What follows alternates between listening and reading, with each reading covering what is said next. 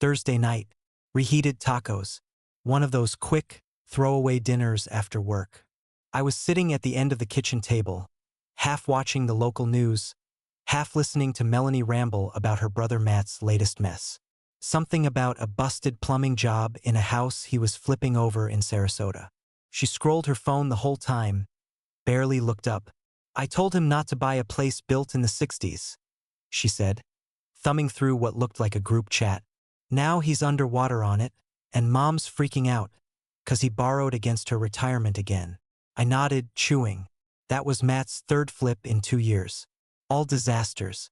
Then, without any warning, she set her phone down just long enough to say it. "You know, my family will always come first. Every decision I make. You're probably second, maybe third." I stopped mid-bite. Taco shell crunched in my cheek like glass. "Good to know," I said, setting my food down. She shrugged like I'd asked her to pass the salt. "I'm just being honest." Then her phone buzzed again and she went right back to texting. I stared at her. No flinch. No awkward pause. She just tapped away, nails clicking. Probably talking to her sister again about how to rescue Matt from his 5th dumbass decision this year. I finished dinner without saying another word. The room felt colder somehow, like the heat had clicked off, even though the thermostat still said 72. I scraped my plate, tossed it in the sink, and went straight to the bedroom. Melanie stayed on the couch. Phone still lit up like a damn Christmas tree. By the time I got into bed, she was already snoring lightly, mouth open, her phone glowing from the nightstand. I lay there staring at the ceiling, heart pounding, not from anger, but clarity. She meant it, every word. I got up around midnight, padded out to the living room, opened my work laptop, and sat at the kitchen counter. I started researching personal checking accounts. Something simple, online access, no monthly fees. 15 minutes later, I found one with a local credit union. Clicked, apply. The blue light of the screen lit up the counter. I didn't even bother turning on a lamp.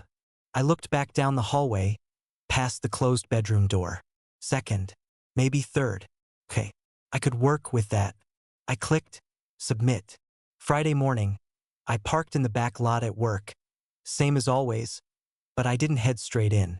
Sat there in my truck with a coffee in one hand and my phone in the other, clicking through the final steps of setting up both a checking and savings account, under my name only. No joint access, no automatic sharing.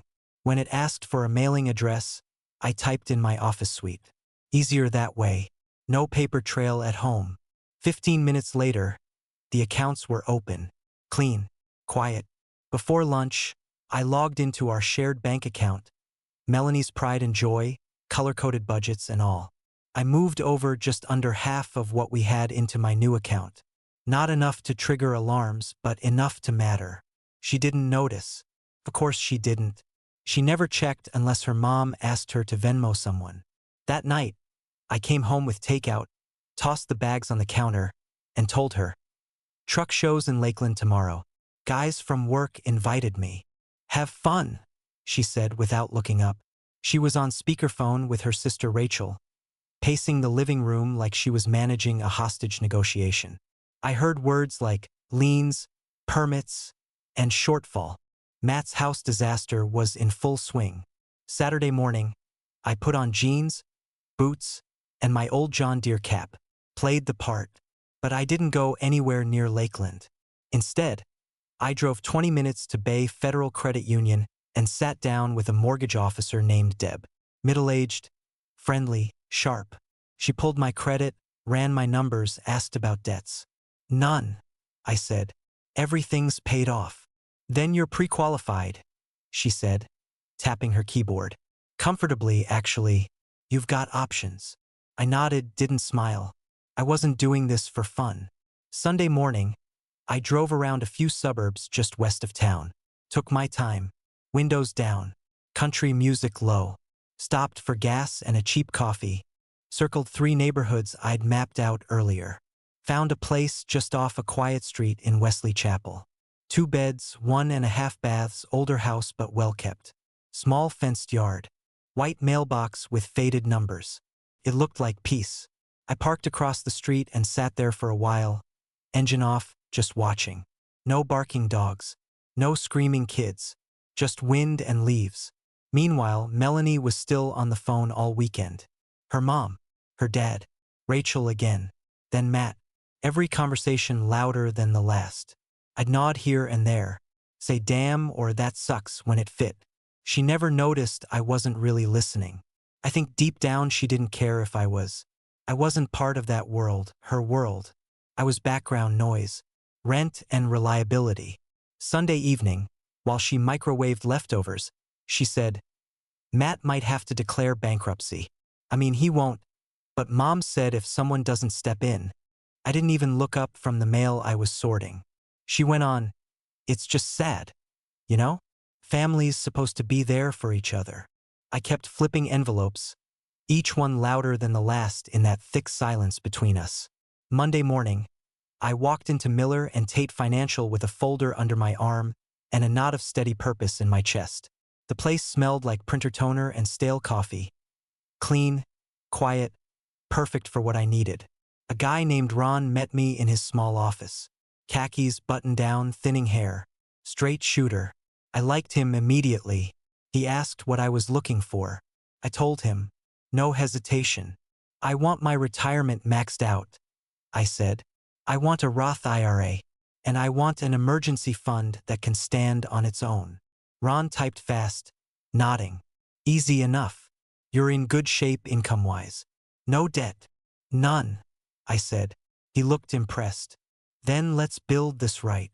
We went through numbers for almost an hour. Contributions, reallocations, coverage. I listened, asked questions, made notes. Every step felt like tightening a bolt that had been loose for years. By Tuesday afternoon, my paycheck was rerouted to the new accounts. My Roth IRA was live, and the automatic contribution to our joint savings, Melanie's favorite spreadsheet column, was shut off completely. I waited to see if she'd say something when she checked the balance. She didn't. Wednesday around 6, I heard her car door slam before I even saw her. Heavy, angry footsteps hit the front walk. Then she came inside like she'd been running from a fire. Doug, she said, dropping her purse on the foyer table. It's bad. Matt's about to default on the home equity loan.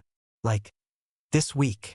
I stood at the counter pouring myself a glass of water, not rushing, not reacting. Okay. She stared like she expected more. He could lose his house. My parents could lose money they can't replace. We need to help. I can't, I said. She let out a short laugh. You're funny. No, seriously. We need to figure out how much we can pull together. I said I can't. She froze. Her eyebrows pulled tight, like she was trying to read something hidden in my face. What does that mean? It means I'm not bailing out your brother. She blinked, slow and confused, like I'd suddenly switched languages. Doug, this is my family. I know. And you're acting like it doesn't involve you. It doesn't. Her mouth fell open. Are you kidding me right now? I set the glass down. You said your family comes first. I'm adjusting accordingly. She stared at me like I'd grown a second head. Then she shook her head, hard, hair swinging. That is not what I meant. It's exactly what you meant. No, she snapped. I meant they matter. I didn't mean you should twist it like this. I'm not twisting anything, I said. I'm treating your priorities the way you laid them out. She paced across the kitchen, hands clenched. Matt is in trouble. My parents are beside themselves. And you're seriously standing here telling me you won't help? After everything they've done for us. For you, I corrected. They've done things for you. That's the same thing. It's really not. She slammed her hand on the counter. Where is this coming from? What is wrong with you? Nothing, I said. For once, nothing is wrong with me. She glared, chest rising and falling fast. So what? You're just going to sit back and watch my brother drown? I'm not responsible for his choices. Her voice cracked. He's family. So help him, I said. I'm not stopping you. She stared at me like she didn't recognize me, like someone had swapped me out for a stranger. This isn't you. she whispered. It's been me the whole time, I said. You just never looked up long enough to notice. She opened her mouth to argue again, but her phone buzzed. Loud. Urgent. Matt's name flashed across the screen. She snatched it up, turning away from me like she couldn't stand the sight of me. I'll call you back, she said into the phone. I'm dealing with something. I stood there, steady, silent. She faced me again. I can't believe you're doing this. I'm finally choosing where I put my energy, I said. Same as you. She shook her head again. Furious, confused, hurt. All of it swirling. We'll talk later, she snapped. When you've calmed down and realized how insane you sound. I didn't respond. I just walked past her to the fridge and grabbed a cold bottle of water, the door slamming shut behind me. Thursday morning, I was drinking coffee by the window when Melanie walked in. Soft slippers, soft voice. The storm from the night before had gone out of her face, replaced by something gentler, calculated. She didn't waste time. I think you misunderstood what I said last week, she started, pouring herself half a cup. About my family coming first. No, I said, not looking up. I understood you perfectly. She stood behind me, one hand on her hip, the other cupping her mug. I was venting, Doug. It wasn't meant to be a declaration or something. You said it clear as day. I didn't mean it like you took it. Well, I took it how you said it. She let out a tight breath. So that's it? One bad moment and suddenly you're done being part of this family. I'm not your brother's safety net, I said, and I'm not interested in pretending otherwise. Friday came fast. So did the desperation. She cornered me in the kitchen after dinner, arms crossed, voice cracking from tension. They're short. Matt needs $7,200 to avoid defaulting. Mom and Dad are already maxed out. I nodded once, rinsed my plate. He's going to lose the house, she said. Everything he's put into it. I leaned against the sink. Then maybe next time he won't buy a house he can't fix or afford. Her voice dropped to a pleading whisper. Doug, please. He's trying. He's drowning. And I'm done throwing him life vests every time he jumps in without checking for rocks. She blinked hard. It's not just about him. It's my whole family. We're all in this. You can be, I said. I'm not. Her jaw tightened like she wanted to slap me. But instead, she turned and walked off, slamming the bedroom door behind her. That afternoon, I made the call. Deb from Bay Federal answered on the second ring. I'm ready to put in an offer, I said. Same house? She asked. Same house. Full price. I want to close fast. I'll wire the earnest money this evening. She got the paperwork started. I sent the wire transfer from my private account. No shared access, no trace for her to see unless she started digging. Saturday, Melanie was quiet. Not calm, just quiet. She barely looked at me over breakfast. When she did speak, it was little barbed jabs. Hope the truck show last weekend was worth it, she muttered while scrubbing a pan. Yep, I said. Learned a lot. Later, while folding towels, she said, You know, you're acting like someone who's hiding something. I didn't bite. By mid-afternoon, I had a list on my phone, utilities, movers, change of address forms. I emailed the inspection company and confirmed my appointment. I booked a U-Haul just in case the moving companies were backed up. She caught me typing something on my laptop and said, Planning your escape? Something like that, I said without looking up. She didn't ask what that meant. She just stood there, arms crossed, waiting for me to flinch. I didn't. She walked out of the room and slammed the door again. Same door, same sound. Monday morning, I got a call from Deb while I was on break at work. I stepped outside into the loading dock alley, hot pavement cooking under my boots. Good news, she said. Underwriters came back. Since you're not tied up in any major shared obligations, no co-signed loans, no joint debt, your mortgage rate just dropped a quarter point. I smiled for the first time in days. Lock it in. Already did. I hung up and went back inside, grabbed a bottle of water from the vending machine, and opened my investment app on my phone. That night, after dinner, I logged into my laptop and started setting up a long-term aggressive growth fund. Tech-heavy. High risk, high reward. No more sitting around watching money rot in a low-interest joint account that funded nothing but vacations and Matt's pipe dreams. By Tuesday evening, it was up and running. Funded directly from my new account. Recurring contributions locked in. Melanie didn't ask what I was doing.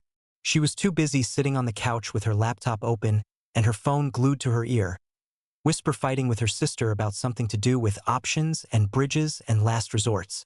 I stopped trying to follow the drama. It wasn't mine anymore. Wednesday night, I was reading emails at the kitchen table when she came over, laptop in hand. "We're having a family meeting," she said. "Tonight. Everyone's zooming in. Have fun," I said, not looking up. She stood there longer than usual. Finally, she sat down across from me, folded her arms on the table like this was some heart-to-heart moment. "What do you want from me, Doug?" I looked up, calm. "Nothing.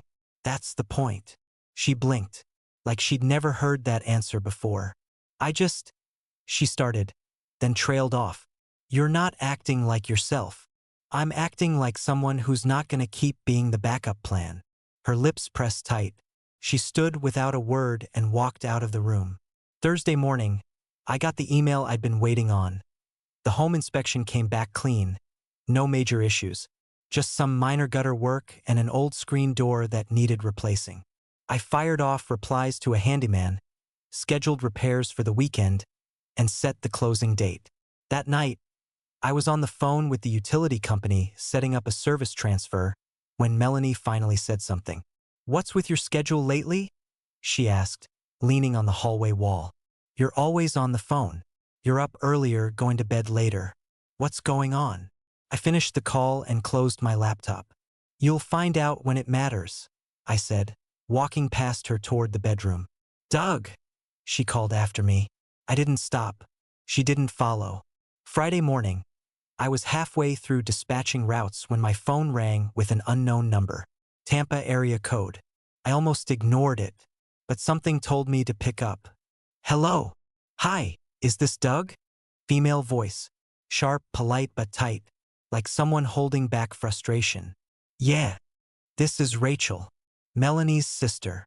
I leaned back in my chair, rolled my eyes toward the ceiling. First time I'd ever heard her voice outside of speakerphone rants in the living room. "I was hoping we could talk for a minute," she said. "Just clear up some kind of misunderstanding." "What misunderstanding is that?"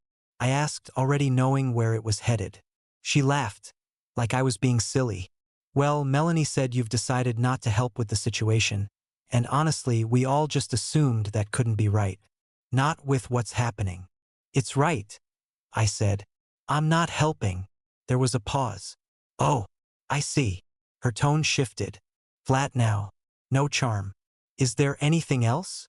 I asked. "No, I guess not." She hung up without saying goodbye. Saturday, Melanie didn't say much, but the desperation was starting to seep in.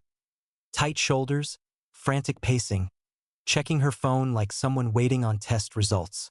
Her parents were clearly in bad shape, and the Matt situation wasn't getting better.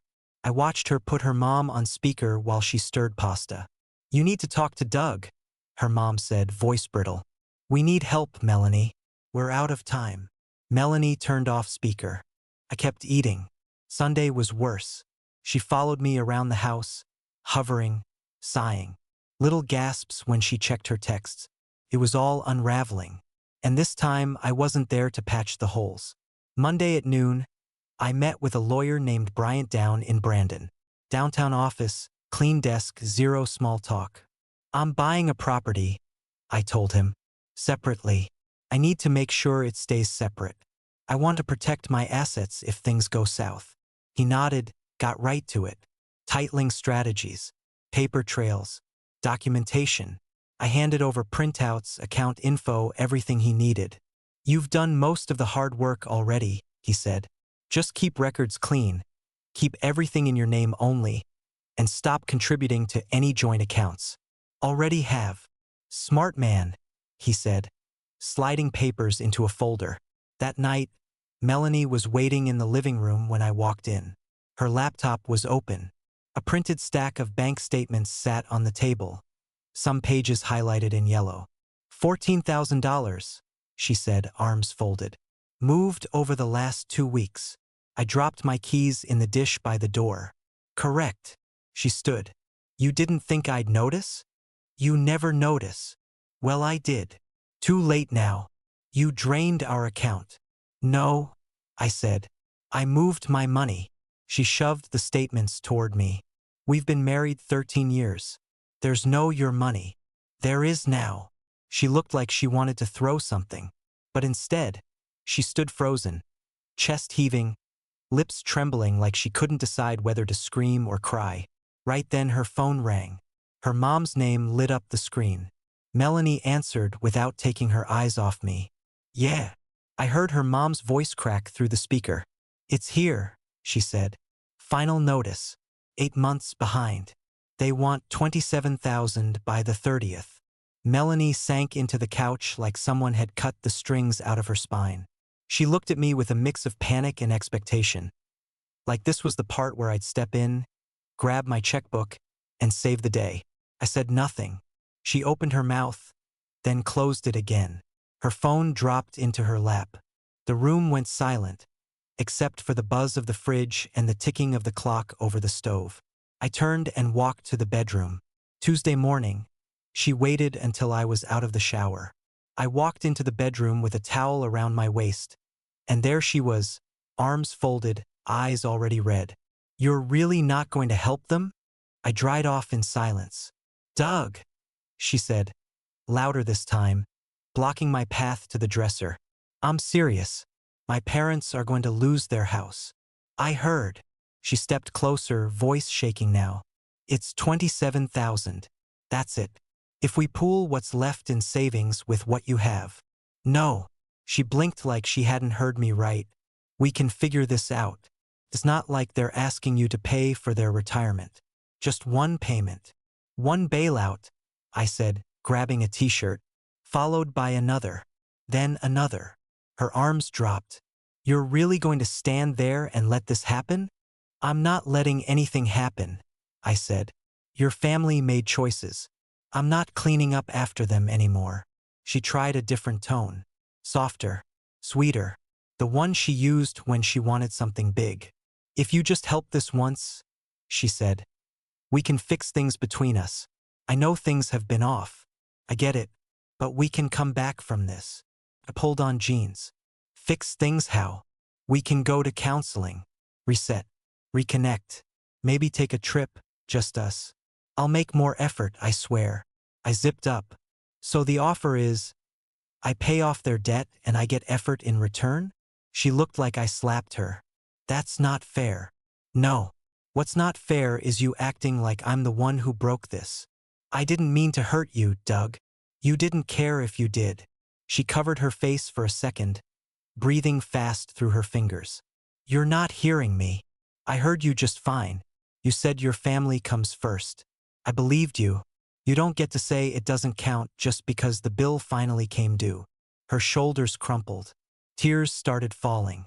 I never thought it would get this bad. That's the problem. No one over there thinks past Friday. She grabbed my arm. I'm begging you. Please. I'm not too proud to beg. Okay? I looked down at her hand. You're begging me to keep enabling them. I'm not doing it.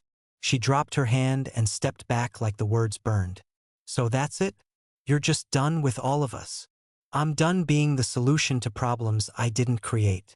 She turned away, wiping her face with the sleeve of her sweatshirt. Then she spun back around, eyes wild. I gave you years, Doug. I've stood by you when you hated your job, when your dad died, when you didn't know who you were anymore. But now that I need you, just one time, you've got nothing? You didn't stand by me, I said. You stood in the room. Her mouth opened, then shut again. She walked out without another word. The bedroom door slammed. Again. That night, around 9, my phone buzzed while I was finishing up some final moving checklists. Private number. Hi. This is Angela from Brandon Movers, the woman said. Just confirming your truck and crew for Saturday at 9 a.m. Confirmed. I said. She asked if I needed help with packing supplies. I told her no. I'd already boxed everything that mattered. Wednesday morning started with Rachel blowing up my phone.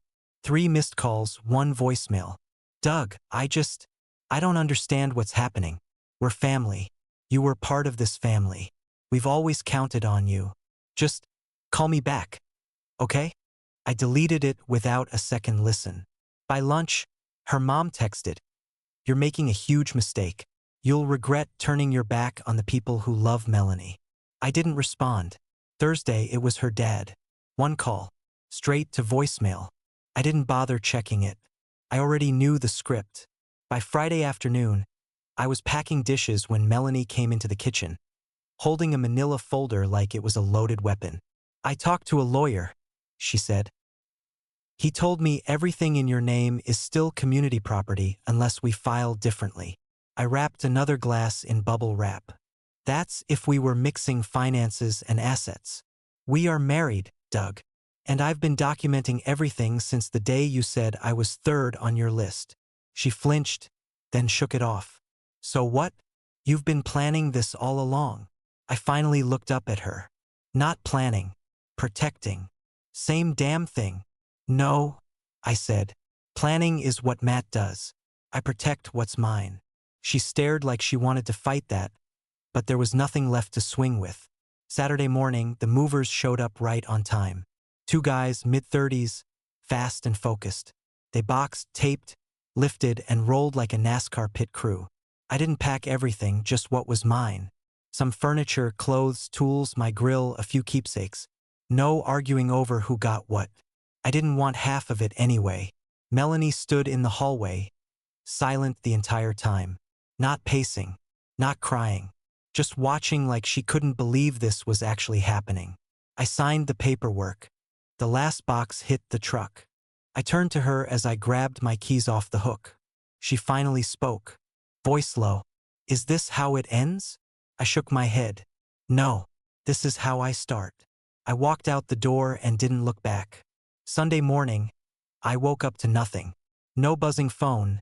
No sighing from the other side of the bed. No muffled phone calls about Matt or refinancing disasters. Just stillness. I stretched out across the mattress and listened.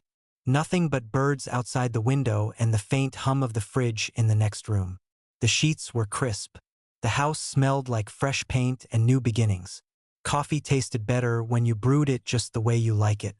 I sat at my little kitchen table and let the silence wrap around me like a warm coat. Then the phone lit up. Melanie. 6 missed calls.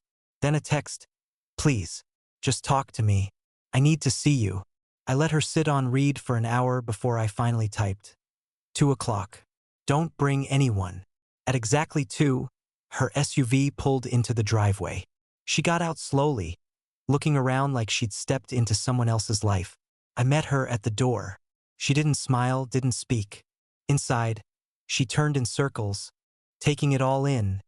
The open floor plan, the freshly painted walls, the new couch I'd picked out myself.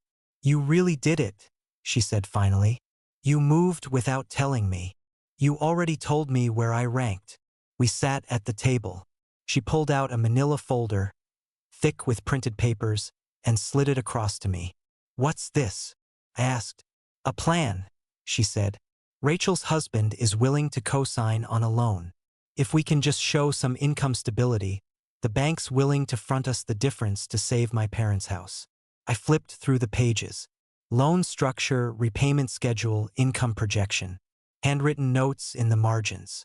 "So let me guess," I said, setting the papers down. "You want me to pitch in? Just until things stabilize." "How much?" She hesitated. "900 a month. Maybe for a year. Maybe less. Just while we get our footing." I laughed once, dry and sharp. "You want me to sign up for a 12-month plan to bail out a house I don't live in? For people who never once asked if I was okay? They're my parents, Doug. And I'm not their retirement fund." Her face crumpled. "Please, I'm asking you not as some favor to them, but for me." "You're not asking for me. You're asking because you still think I owe you something." Tears filled her eyes. "I don't know how we got here." I leaned forward. I do. You made it clear I wasn't your priority. And now you're shocked I stopped acting like one. She wiped her face. But I'm here. I'm trying. I'm saying I'll change. Doesn't that mean anything to you? No, I said. Because nothing's changed. You're just scared. You don't want to lose me. You want me to keep playing the part while you stay on script. That's not fair, she whispered. It's the only thing that's fair, I said. She sat in silence for a full minute. Then she stood up, took the folder, and held it tight to her chest like it was the only thing she had left. I don't know who you are anymore. I stood and walked her to the door.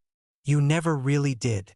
She stepped outside, looked back once, eyes full of whatever emotion was still burning. I shut the door behind her, locked it. Then I went back to the kitchen and finished my coffee. 3 months later, a thick envelope showed up in my mailbox with her name on the return label. Divorce papers. She wanted half.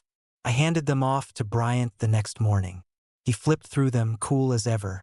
She can want whatever she wants, he said. You kept everything clean. The paper trail's solid. He was right. I'd made damn sure of it. A month later, the final settlement came through. She got half of what we'd built together, joint stuff only. No stake in the house. No right to my new accounts. No spousal support. No monthly checks. It was done. 12 months passed. I was walking through the hardware store on a Saturday, picking out some new light fixtures for the front porch, when I turned a corner and nearly ran into Rachel. She froze, smiled too wide. Wow, Doug. Rachel. You look good, she said, giving me a once-over like she was checking for signs of a breakdown. I am good. She hesitated. Do you regret how it ended? I didn't miss a beat. No. I regret what I let slide for so long. Not how I left. She didn't respond, just nodded like she got it, or didn't. Either way, I walked off and didn't look back. A few weeks later, my boss called me into his office. Promotion. New title, bigger paycheck, more flexibility. I called my financial advisor on the drive home. Told him the numbers. He ran a quick projection and came back with one sentence. You're on track to retire at 55. That night, I stopped by the dealership, picked out a brand new motorcycle I'd had my eye on for months. Matte black. Smooth. Mine. Paid for it in full. I rode it home, pulled into my driveway, and parked under the carport. The house was quiet when I stepped inside. Just the soft hum of the fridge and the creak of wood floors. I set down my helmet, washed my hands, and made dinner exactly the way I liked it. No drama, no yelling, no begging, no debt that wasn't mine. I didn't know anyone anything anymore. For the first time in my adult life, I came first.